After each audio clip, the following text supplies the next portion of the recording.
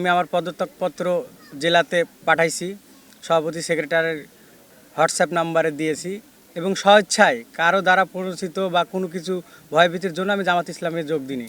আমি যোগ দিয়েছি আমার সদ ইচ্ছায়।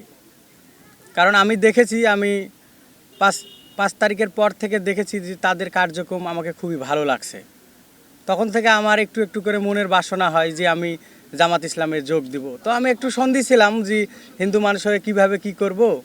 আমি অনেকের কাছে পরামর্শ নিয়েছি, তারা আমাকে ভালো বলছে বা আমার সদিচ্ছায় আমি এখানে আসছি। আমি আমি এটাই বলতে চাই যে জামাত ইসলামের কাছে আমাদের বাংলাদেশ আমার কাছে মনে হয়েছে নিরাপদ। প্রত্যেকটা মানুষের চাওয়া আশা আকাঙ্ক্ষা আমার মনে হয় যে বাংলাদেশ জামাত ইসলামই পূরণ করতে পারবে। এই বলে এই ভালোবাসা থেকে তাদের তাদের আচার ব্যবহার থেকে শুরু করে তাদের যে কার্যক্রমগুলো আমার কাছে সব যে কয়টা দল আছে তার চাইতে সবচাইতে বেশি ভালো লাগছে। বিধায় আমি আজকে জামাত ইসলামীতে যোগ করছি। আমার ভিতরে কখনোই ভয় কাজ করেনি। আমি বাংলাদেশের একটি নাগরিক, আমার অধিকার আছে, আমি যে কোনো দল করতে পারি। এটা আমার ধর্ম না যে আমাকে দল চেঞ্জ করা হবে না। আমার ভালো লাগছে, আমি করছি। এখানে আমি দেখছি তারা হিন্দু, মুসলিম, বৌদ্ধ, খ্রিস্টান সবাইকে সমান চোখে দেখবে এবং তাদের বিপদে আপদে তারা পাশে দাঁড়াবে।